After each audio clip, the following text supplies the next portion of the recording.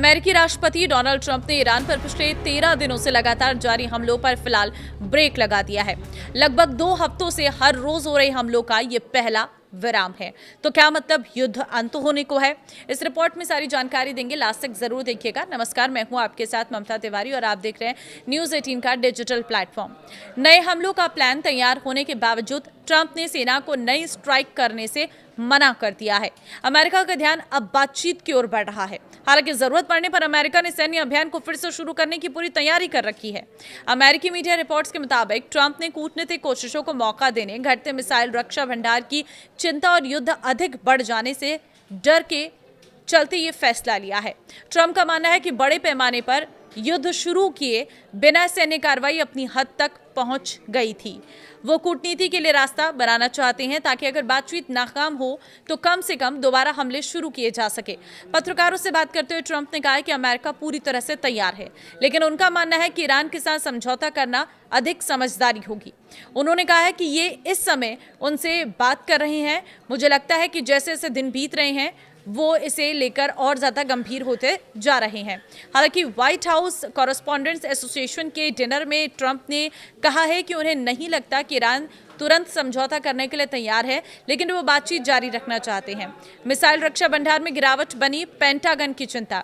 हमला रोकने के पीछे दूसरा सबसे बड़ा कारण है पेंटागन की मिसाइल रक्षा प्रणालियों के घटते स्टॉक को लेकर चिंता थी।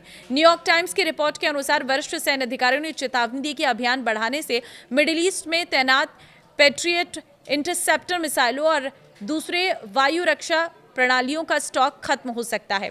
जॉइंट चीफ्स ऑफ स्टाफ के अध्यक्ष जनरल डेन केन ने ट्रंप को बताया है कि पेंटागन ने हाल के महीनों में 1200 से अधिक पेट्रियट इंटरसेप्टर मिसाइलों का इस्तेमाल किया है। इससे अमेरिकी सैनिकों, सहयोगियों और सैन्य ठिकानों पर ईरानी जवाबी हमलों पर खतरा बढ़ सकता है। उपराष्ट्रपति जेडी वेंस और सैन्य नेतृत्व ने दी संयम की सलाह।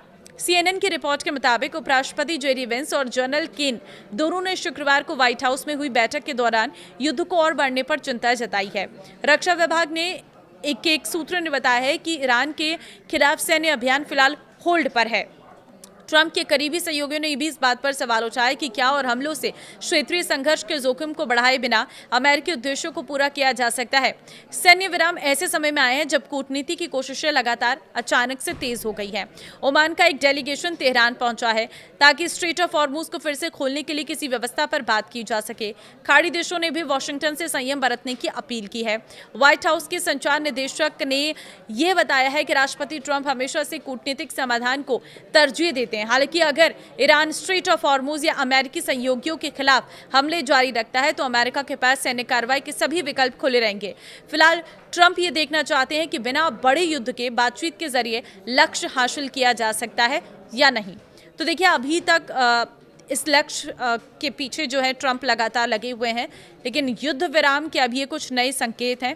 अब देखना होगा बातचीत से कोई समाधान निकलता है या नहीं, क्योंकि अगर बातचीत से समाधान निकल पाता है, टेबल टॉक से ये समाधान हो पाता है, तो कहीं ना कहीं युद्ध अंत होगा और इससे स्थितियां सामान्य होती नजर आएंगी। आपको क्या लग रहा है? आप अपनी राय जरूर दें। नमस्कार।